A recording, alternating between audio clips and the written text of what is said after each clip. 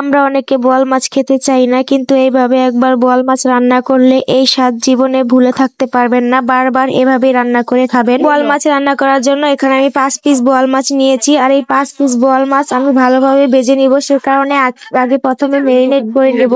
আর এখানে লবণ, হলুদ গুঁড়ো আর মরিচের গুঁড়ো দিয়ে ভালোভাবে মেখে এক সাইডে রেখে দিব। এভাবে বোয়াল মাছ ভেজে রান্না করলে বোয়াল মাছের যে একটা গন্ধ থাকে সেই গন্ধটা আর পাওয়া যাবে না। এতে করে বোয়াল মাছের স্বাদটা আরো বেড়ে যাবে। প্রথমে কড়াইয়ে তেল গরম হয়ে আসলে তারপর এখানে বোয়াল মাছগুলো দিয়ে দিব। উল্টে পাল্টে খুব ভালোভাবে ভেজে নিব। এতে করে কিন্তু বোয়াল মাছ ভাজাটা খুব কড়া হবে, খেতেও ভালো লাগবে। আজকে আমার ভিডিওতে একটু নয়েজ হতে পারে, ভুল মার্জিত করে সবাই ভিডিওটা সম্পূর্ণ দেখার চেষ্টা করবেন। আসলে আমি এখানে আছি বাচ্চাদের সাথে, তাই একটু ভিডিওটা নয়েজ হতেই পারে। তো যাই হোক বন্ধুরা, মাছটা কিন্তু আমার দেখো এরকম কড়া করে আমি প্রত্যেকটা মাছ ভেজে নিয়েছি। এতে করে কিন্তু অনেক সুন্দর একটা তরকারি কালারও আসবে, আর মাছগুলো কিন্তু খেতেও অনেকটা ভালো লাগবে। মাছগুলো আমার ভাজা হয়ে গিয়েছে। এখন আমি এই তেলের মধ্যেই পেঁয়াজগুলো দিয়ে খুব সুন্দর করে ভেজে নিব। আমি এই তেলের মধ্যে খানিকটা পরিমাণের ঘি দিয়ে দিব। এই ঘিটা যে এতটা ভালো, আজানের এই ঘিটা আমার কাছে অনেক ভালো লেগেছে। যখন থেকে এনেছি কোনো কিছুতেই আমি ঘি ছাড়া রান্না করতে পারি না।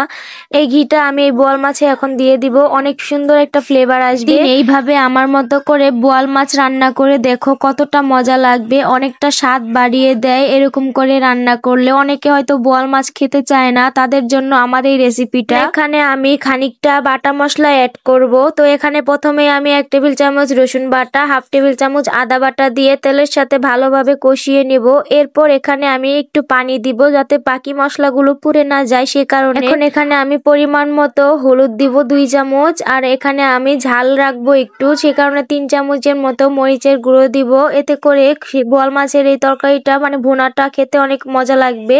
আর এখানে আমি ধনে পাতা গুঁড়ো দিব 1 চামচের মতো, আর 2 চামচের মতো লবণ দিব। যাই হোক বন্ধুরা, এই বোয়াল মাছটা কিন্তু অসম্ভব মজা হয়েছিল। এখন আমি কিছু কাঁচামরিচ ফালি করে রেখেছি, এগুলো দিয়ে সুন্দর করে একটু কষিয়ে নিব মশলাটা। আজকের বোয়াল মাছটা আমি টমেটো দিয়ে সুন্দর করে ভুনা করব, এতে করে বোয়াল মাছ ভুনাটা আরো খেতে ভালো লাগবে। মশলাটা কষানো হয়ে গিয়েছে। এই পর্যায়ে আমি এখন যে মাছগুলো ভেজে রেখেছিলাম সেই ভেজে রাখা মাছগুলো এক এক করে দিয়ে দিব। এতে করে কিন্তু মাছের মধ্যে মশলাটা খুব ভালোভাবে প্রবেশ করবে। এরপর ফালি করে রাখা টমেটো কুচিগুলো উপর দিয়ে খুব ভালো করে সাজিয়ে দিব। এরপর আর বেশি রান্না করব না, জাস্ট অল্প একটু পানি দিয়ে এখানে আমি একটু বলক পাড়িয়ে নিব। দেখো তরকারিটা কালারটা কতটা সুন্দর হয়ে এসেছে।